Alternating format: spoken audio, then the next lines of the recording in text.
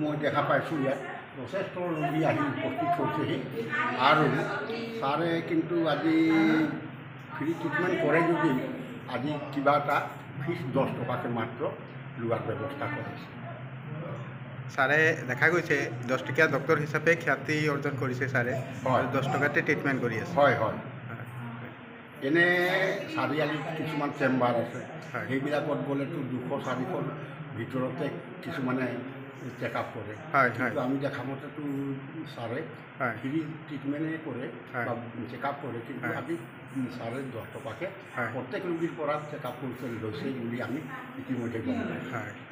মানৱ দৰদী বুলি ক'ব লাগিব। হয় হয়, মানৱ দৰদী। ছাৰ হ'ল মানৱ দৰদী আৰু তেখেতে বহুত মানুহক গোটেই অঞ্চলৰ মানুহক সহায় কৰি আহিছে বিভিন্ন ক্ষেত্ৰত।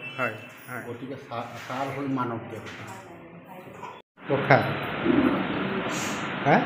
কখি বখা কবে से हुई? आज के 3 दिन हुई। ट्रीटमेंट करा था।